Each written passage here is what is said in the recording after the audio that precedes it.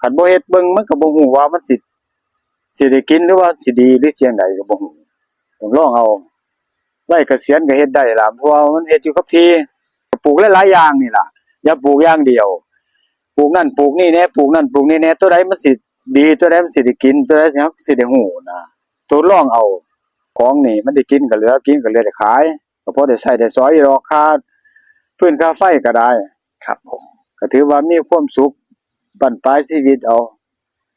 สิไปคิดหยังหลายมันก็บ่ได้ล่ะเมื่อเฮาต้องคิดให้มันถือว่าเฮาอยู่ได้ส่ำเศรษฐกิจคือคุมื้อนี้เฮาได้อยู่ได้ก็พอแล้วล่ะบ่ลงมือก็บ่ฮู้ได้คือหมากไม้นี่ล่ะก็บ่ปลูกก็บ่ได้กินเด้ เนาะพอรอให้บ่ได้กินเนาะโอ้ยนั่งอยู่หั่นจักยามได้สิใหญ่ สวัสดีครับพี่น้องครับวันนี้มาพอกับบ่าวน้องในช่องกบป๋าพารวยนะครับพี่น้องเนาะเดี๋ยวมื้อนี้บ่าวน้องก็จะพาพี่น้องมาเบิ่งอีก1แปลงเกษตรผสมผสานครับพี่น้องครับพอเพิ่นก็จะเฮ็ดหลายอย่างอยู่ในสวนเนาะครับเนาะในพื้นที่ของพ่อเพิ่นนี่ครับผมปกติแล้วนั่นคันมันดกนั่นสิได้ขายน้อยๆนั่นพุ่นใดโอ้พ่อขายได้เลยขายน้ำได้เขาตำสมหรือว่าเขากินกับป่นกับแจ่วได้แต่นี่คือแต่ว่าตัวนี้บ่ได้ขายน้อยๆเลยเด้หาไว้หน่วยใหญ่เลยแต่หน่วยใหญ่ซ้ำนั่นมันก็ยังบ่ดกเลยบักฟักบักน้ำเต้าเฮานี่ดีพอดกบ่บาดตัวนี้ไข่อยู่นี่นี่เห็นบ่ตัวนี้ปล่อยเป็นหน่วยแต่ว่าหมดก่อนนั่นแต่กี้มันบ่ได้ซั่นเป็นหน่วยนี่คือเอายอดไปขายโอ้เด็ดยอดยอดนี่ก็สามารถขายได้โอ้ยกำละ10กำละ10ก็บ่ใหญ่เด้โอ้ช่วงนั้นคือเฮาเด็ดยอดช่วงนั้นเด็ดยอดขายกับผักอยากให้เว้าง่ายเพิ่นแตกออกซะก่อนแต่กี้ก็ขึ้นมาก็เด็ดยอดไว้บ่ได้ขายหน่วยบานช่วงนี้เฮาเป็นหน่วยนี่เฮาเด็ดยอดขายได้บ่บาดก็ได้อยู่คือกันคือจังซี่แต่ว่ามันใหญ่แล้วมันหน่วยมันหลายเริ่มหลายแล้วเฮาก็เด็ดก็ได้โอ้พ่อถ้าแบบนี้ปลื้มอยู่นี่ฮะถ้าแบบนี้ปลื้มอยู่ว่าก็มันก็จังซี่มันก็โอ้ผักมันละแตกต่างกันตัวเลยเนาะพ่อเนาะมันแตกต่างเด้อันนี้สิมักหนาวบ่นี่แต่ว่ามันมักหนาวหรือมักจังได๋อันม่วนนี่พอปีหน้าเฮาใส่ลงนี่เลยนี่เนาะห้วยคันปลูกห้วยบ่ต้องปลูกอันนี้เดี๋ยวใส่ไปจักแถวนึงนี่สุดๆนี่พอเลยบ่ธรรมดาเลยเบิ่งแค่นี้เนาะพ่อเนาะอุ้ยเบิ่งความแตกนี่มันจะขุมมาเอง1 2 3 4 5 6 7 8 9ขุมนี่9ขุมนี่ก็แตกออกมาขนาดนี้แล้วนั่นเองจากหลักศักมันละขุมมันโอ้เฮาปลูกห่างซำใดพอบางกันเพิ่นปลูกห่างซำใดก็ได้นี่ปลูกซำนี้ก็ได้ช่วงมันนี่ขุมนี่ก็ขุมนี่2เมตร3เมตรก็ได้นี่ซำนี่โอ้นี่รักไว้นี่รักขุมมันเพื่อว่าหนน้ำมันสิฮู้ว่ามันอยู่ไสนี่ถ้าบ่สังเกตนะพ่อเนาะอ๋อบ่คันบ่เอารักษาไว้บ่ฮู้เลยว่าเงามันอยู่ซื่อใดครับโอ้เงาเพิ่นนี่ก็3เมตรอยู่เด้เนาะพ่อเนาะโอ้นี่ดิพี่น้องสังเกตเบิ่งบ่สังเกตบ่ฮู้โอ้นี่บ้านเฮาก็สิได้พอได้ฉีดน้ำใส่เงาเพิ่นบางเวลาเฮาโหดเฮาสิได้ฮู้นะครับว่าเงามันอยู่ปานใดอุ้ยหน่วยเพิ่นนี่แนมเข้าไปนี่พี่น้องเด้อนี่พ่อเพิ่นว่าถ้ารุ่นนี้โอเคเลยหน่วยนี่บ่เป็นหมักน้ำเต้าบ่พ่อ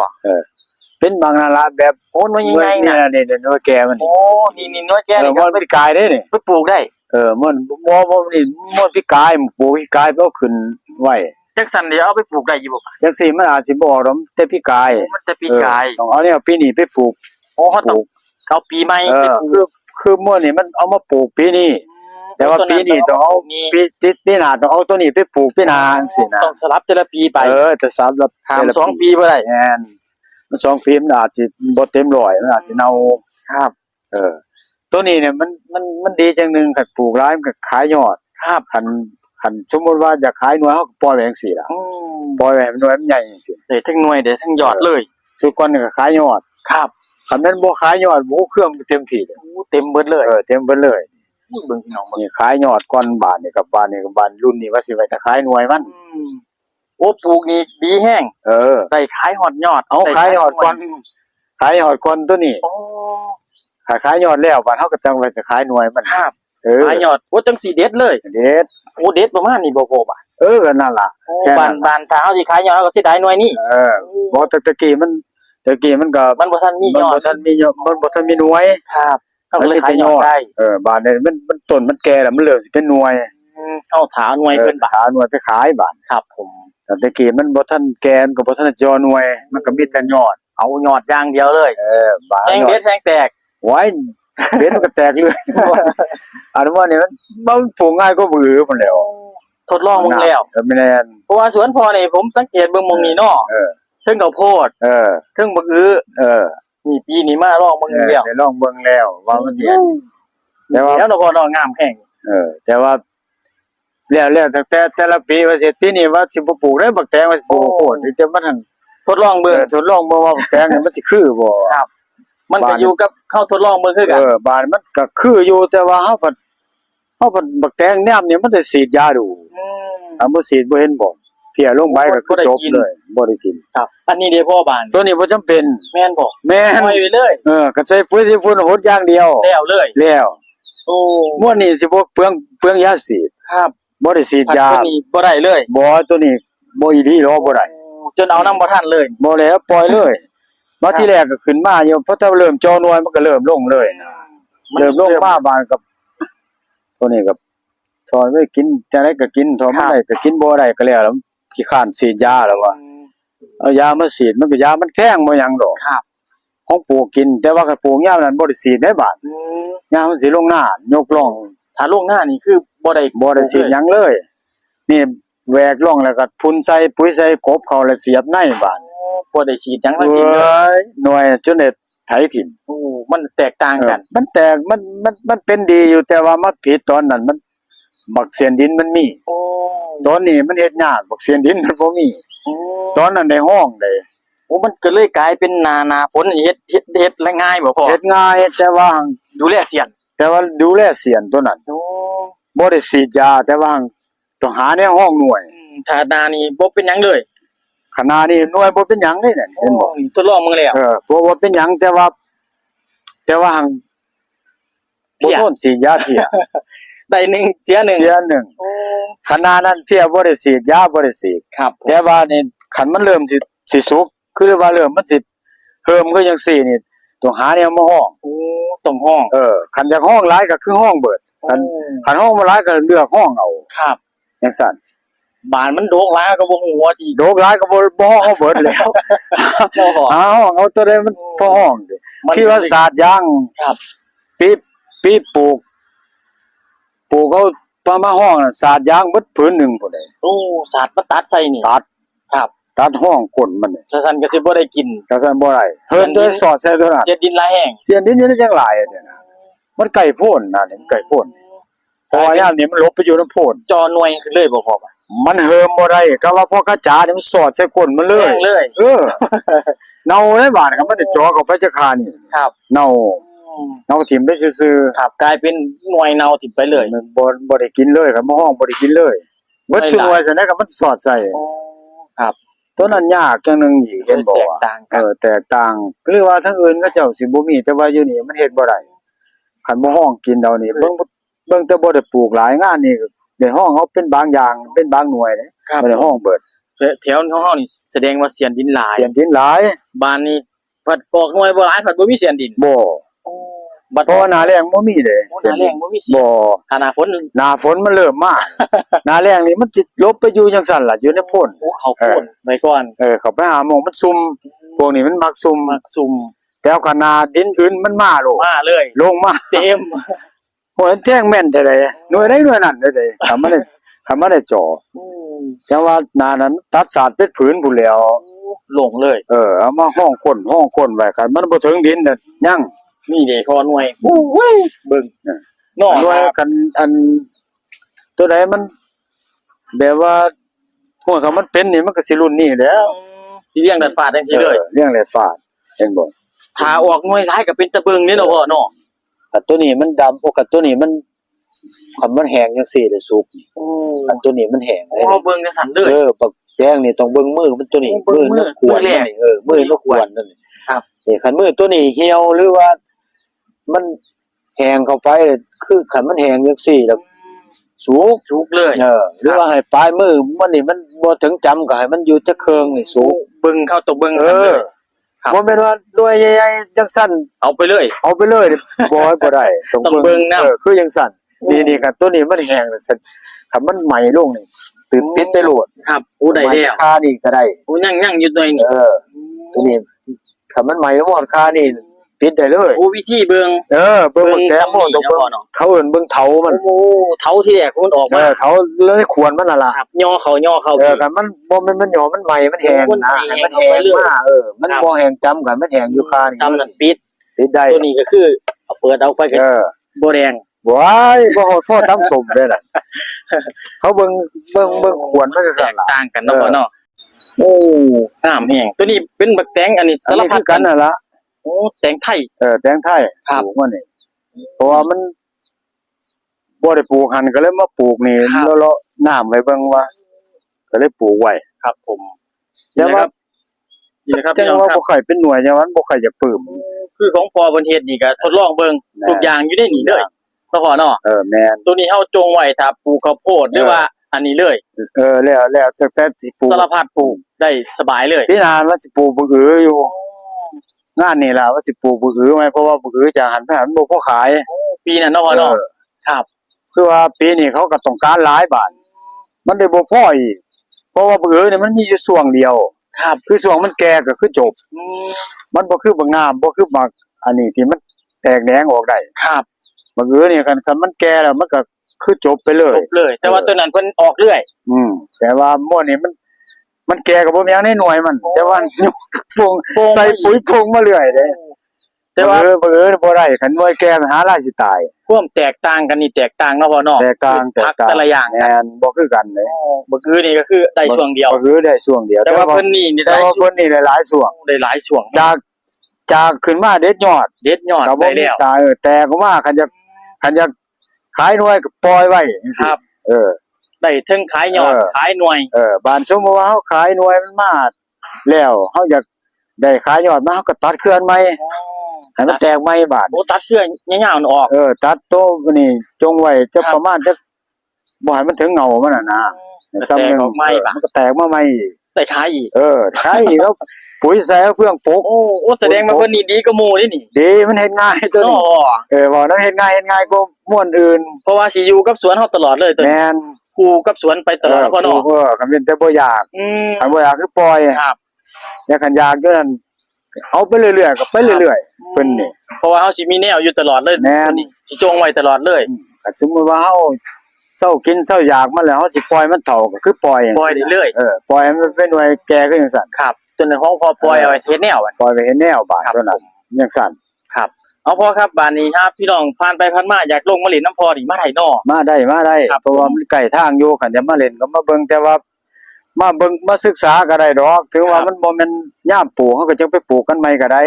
จัง หรือ ว่า ว่าอยากให้เบิ่งก็อยากให้เบิ่งตอนมันปลูกตอนมันเป็นแล้วมันจังฮู้แต่มาเบิ่งตอนไว้ๆไปโอ้มันบ่เป็นดอกสิว่า เนาะ เออ อยากให้เบิ่งก็เบิ่งช่วงนี้เนาะเนาะ มาเบิ่งช่วงที่มันเป็นมันหยัง ครับ เบิ่งว่าเฮ็ดจังไดมันคือเป็นจังซั่นจังซี่ ครับผม จังซั่นนะ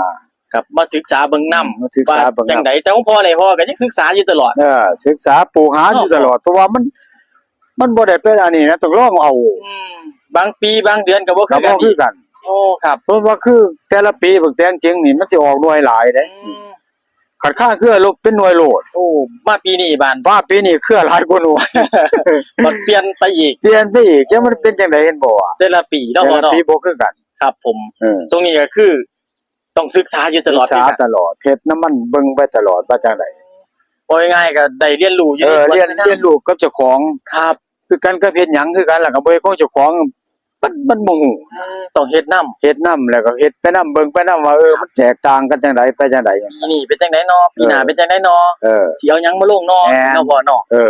นี่คือปีนี้ก็บ่ได้ปลูกโหดว่าสิลงแตงโมลองเบิ่งบ้านมันก็ดีอยู่คือมันแต่ว่ามันรักษาบ่ได้ตอนนี้ รักษายากแฮง พอแต่ออกไปก็เพลียมันลงเขาก็บอกอยู่ว่าแตงโมนี่คันรักษาเพลียได้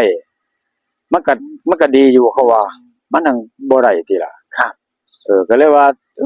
ปลูกลองเบิ่งปลูกกินซื้อได้กินก็กินบ่กินก็แล้วนะบ่หวังสิซื้อสิขายนะม่วนจังซี่ พอได้ให้เจ้าของได้กินก่อน ก็ปลูกเพราะว่ามันลองเบิ่งเขาคือว่ามันปลูกได้ง่ายก็ง่ายอยู่ นี่ก็คือขุดขุมแล้วก็ปลูก เอา เลย ปุ๋ยลงใส่แล้วก็เสียบไว้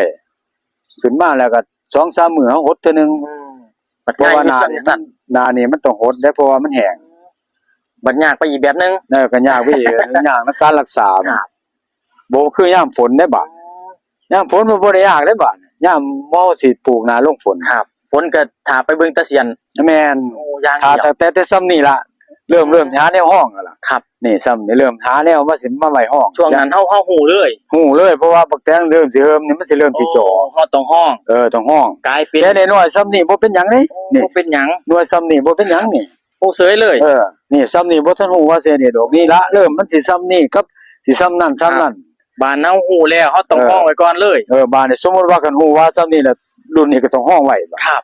จังสิได้กิน จังสิได้กิน พี่นั่นบ่ธรรมดาแหละจะไถถิ่มซื่อๆมันเพราะว่ามันหลาย เวลาขายก็ได้อยู่แต่ว่าบัดเฮ็ดเป็นมามันเสียห้องบ่ได้ มันเสียน้ำห้องบ่ได้เสียหลาย ห้องบ่ได้มันก็เลยเสีย ครับ คันเฮาในห้องได้เบิดบาดนี่มันก็ได้เบิดน้าแตงหน้าน่ะแต่มันเป็นจังไดเห็นว่าเสียนดินยืดหลายอันเนี่ย ครับผม แต่ว่าหน้านี่มันยากจังหนึงยากนำรักษาอันคืออันบ่ได้ ครับ คือเพียไฟเนี่ยมันลงเร็วเห็นบ่ใบมันสิแหมไว้ยอดสิตั้งบาด ครับผม มันเลยสิคันเพียลงมันก็คือเริ่มสิตายเห็นบ่คันเพียบ่ลงบ่มันก็ถ้ามันได้จวกดวกไปเลยมันก็หน่วยมันก็สิหลายอยู่ ครับนี่นะครับพี่น้องผ่านไปผ่านมาอยากลงมาหลินพอเดี๋ยวจังจะเอาเบอร์โทรใส่ไว้ใต้คลิปเนาะพ่อเนาะ แม่น ครับผมพ่อครับบ้านในสุดท้ายนี่พอสิมีหยังอยากจะฝากบ่ผู้กำลังอยากจะเฮ็ดเกษตรนี่ครับผม ผู้เกษตรก็มีที่มีทางบ่มันก็อยากให้เฮ็ดเบิ่งนั่นล่ะเพราะว่าคันบ่ลองเบิ่งมันก็บ่ฮู้นะคันไปเว้านำสิว่าแต่ปลูกก็ตายบ่ปลูกก็ตายมันก็ตายมันก็บ่ได้ปลูกจักเทื่อเด้คันว่าแนวนั้นบางคนเพิ่นว่าปลูกแล้วปลูกหยังบ่ได้กินดอกมันจะตายเพิ่นว่าเอ้าก็ต้องปลูกเบิ่งว่าตัวใดมันสิได้ก็ปลูกหลายๆอย่างนี่ล่ะอย่าปลูกอย่างเดียวปลูกนั่นปลูกนี่แหน่ปลูกนั่นปลูกนี่แหน่ตัวใดมันสิดีตัวใดมันสิได้กินตัวใดสิได้ฮู้นะทดลองเอาคันบ่เฮ็ดเบิ่งมันก็บ่ฮู้ว่ามันสิได้กินหรือว่าสิดีหรือเสียงใดก็บ่ฮู้ต้องลองเอาผู้สิเฮ็ดก็ลองเบิ่งเฮ็ดเบิ่งไว้เกษียณก็เฮ็ดได้ล่ะเพราะว่ามันเฮ็ดอยู่กับที่คันเฮาไปรับจ้างระบายก็จักไปเฮ็ดอีหยังมันก็บ่พอสิเฮ็ดหยังได้ก็ปลูกของนี่มันได้กินก็เหลือกินก็เหลือได้ขายก็พอได้ใช้ได้สอยอยู่ดอกค่าพื้นค่าไฟก็ได้ ครับผม ก็ถือว่ามีความสุขบั้นปลายชีวิตเอาสิไปคิดหยังหลายมันก็บ่ได้ล่ะเมื่อนี้เฮาต้องคิดให้มันถือว่าเฮาอยู่ได้ส่ำเศรษฐกิจคือคุมื้อนี้เฮาได้อยู่ได้ก็พอแล้วล่ะ ครับผม เฮ็ดลองเบิ่งผู้ใดจะคิดจะเฮ็ดก็เฮ็ดเบิ่ง ครับลงมือทำเนาะพ่อเนาะ แม่น ครับผม คันเฮาบ่ลงมือก็บ่ฮู้ได้คือหมากไม้นี่ล่ะก็บ่ปลูกก็บ่ได้กินเด้ เนาะพอรอให้บ่ได้กินเนาะ โอ้ยนั่งอยู่หั่นจักยามได้สิใหญ่ ต้องเอาแบบนั้น ครับ คันว่าสิปลูกก็คือปลูก ครับ บ่ได้คันสิไปใช้เวลาไปหน้าก่อนไปฮื้อก่อนนี่มันใหญ่บ่ทันตามอันความคิดของเฮาเด้หมากไม้อิหยังคือกัน ครับผม เฮาต้องว่าสิเฮ็ดก็คือเฝ้าเฮ็ดไปบ่พอปี2ปีเฮาก็จากหันมานี่เฮาก็พอได้กิน คือเฮ็ดอยู่นี่ล่ะตะกี้ก็บ่ได้คิดว่ามันสิเฮ็ดหยังกินแหล้วแต่มันบ่มีหม้องสิเฮ็ดอยู่เฮ็ดกินก็เลยคิดมีแต่หน้าก็ถมหน้าเท่านั้น ครับผม พอได้ปลูกได้ฝังหมากไม้หมากตอกเพื่อลูกเพื่อหลานมามันก็สิได้กินนะสิเขากินอยู่ก็ฮู้ว่าอยู่ดอกแต่ว่ามันอยู่กับที่เจ้าของก็จะปลูกกินเบิ่งมันก็สิพอได้กินอยู่ตัวเห็นบ่ม่วงบางหยังมันก็เป็นอยู่ก็พอได้กินอยู่เจ้าของก็ได้ก็มีความสุขอยู่แล้วล่ะอยู่ในป่าในอากาศก็ดีครับบ่ได้ไปวุ่นไปวายนำอีหยังเขาเรื่องอยู่ป่าอยู่ให้อยู่หน้าเจ้าของมันก็อากาศมันดีอยู่ก็พอได้อยู่ดอก ครับผม ลองเบิ่งเพราะว่าสัตว์มันสิบ่ฮู้ว่ามันเป็นจังไดมาจากไหนเลยปลูกกินเจ้าของเนาะ บ่แม่นว่าปลูกอิหยังปลูกกินมันเหลือกินก็ได้ขายก็บ่เป็นหยัง ได้แบ่งปันกันไปเนาะพ่อเนาะ แม่นนี่ผู้มาฮอดมาถึงก็มาขอมาหยังกันก็แบ่งกันไปหยังกันก็ได้ก็มีความสุขอยู่จังนึงอยู่แต่ว่า